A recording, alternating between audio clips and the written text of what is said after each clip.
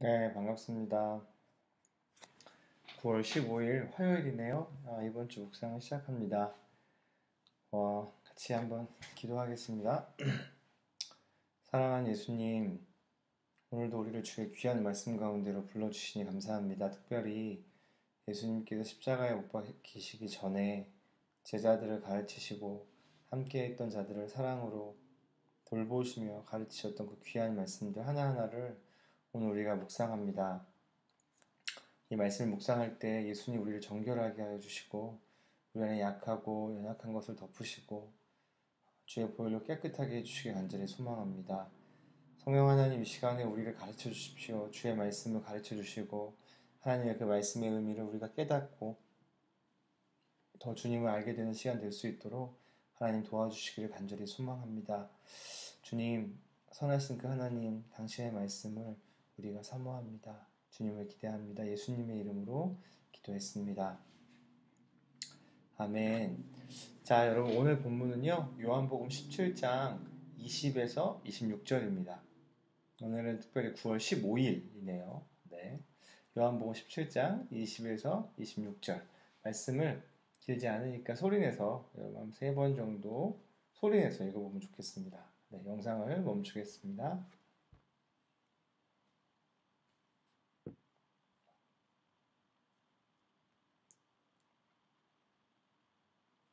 네, 읽어보셨죠? 오늘 본문은 한 세 가지 정도 주제를 굉장히 반복해서 설명하는데요.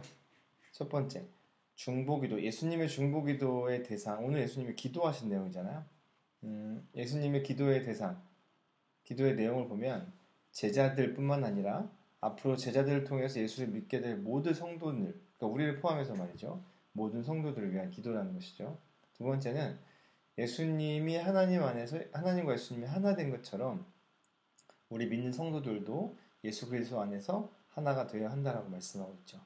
세 번째는 예수님이 하나님에게 보내신 하나님의 아들이고 그 메시아인 것을 우리가 믿게 해달라는 기도입니다. 이 세 가지 기도가 오늘 반복되고 있죠. 여러분, 예수님은 제자들을 통해서 모든 성도가 하나님과 예수님 안에 있기를 원하십니다. 그 이유는 눈에 보이는 교회에 속했다는 것만으로 우리가 하나 될 수 없기 때문이죠. 예수님 당시 유대교는 예수님을 믿는 사람들을 출교시키는 걸 통해서 그들은 하나님의 백성이 아니다라고 선언해버립니다. 그들의 주장은 할례를 받고 율법을 다 지켜야만 그 방법만으로 하나님의 백성이 될 수 있다고 믿었기 때문인 거죠. 당시의 성도들은 유대교의 이 결정이 굉장히 두려웠을 거예요. 하지만 예수님이 오늘 이 본문에 기록된 이 기도를 통해서 많은 위로와 격려를 받았을 겁니다. 하나님과 하나 되는 것은 할례나 율법으로 되는 것이 아니라 예수 그리스도 안에 있을 때 가능하다는 것을 배웠기 때문이죠. 여러분, 하나님과 하나 되는 것에는 두 가지 목적이 있습니다. 첫 번째는 하나님이 예수님을 이 땅에 보내셨다는 것을 알게 하기 위한 것이죠. 둘째는 하나님이 예수님을 사랑하시듯이 성도를 사랑하고 있다라고 하는 것을 세상으로 알게 하기 위한 것입니다. 여러분, 우리가 하나님의 사랑을 받고 이렇게 선택받은 것은 어떠한 조건 때문이 아니죠.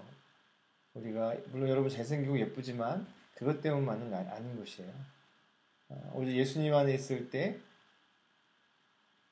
하나님은 우리를 사랑하신 것은 우리에게 있는 어떤 조건이나 무엇 때문이 아니라 오직 예수 그리스도 안에 있을 때 우리는 그 사랑을 바르게 알게 될 것이고 또 우리를 통해서 세상에 하나님의 사랑을 알게 된다라는 것이 오늘 예수님의 기도입니다.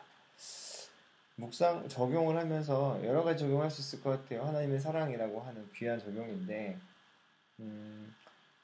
사실 하나님의 사랑은 두 가지 중요한 차원이 있습니다. 하나는 우리가 하나님을 사랑하는 것이고 두 번째는 그 사랑을 우리가 세상을 사랑하는 것인데요.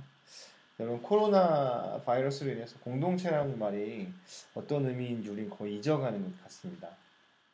하나님을 사랑하는 것 그리고 함께 있는 죄송합니다.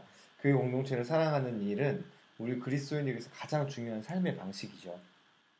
우리는 지금 겨우 온라인과 또 어떤 분은 이 묵상 유튜브를 통해서 겨우 얼굴을 보고 있지만요.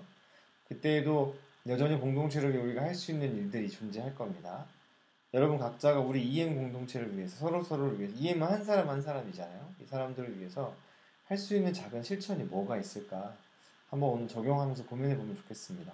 공동체가 하나 되기 위해서 이번 주에 내가 할 수 있는 작은 실천 한번 고민해 보시고 실제로 그럼 지켜보면 어떨까요? 여러 가지 예가 있을 것 같고요. 더 멋진 아이디어들 있을 것 같습니다.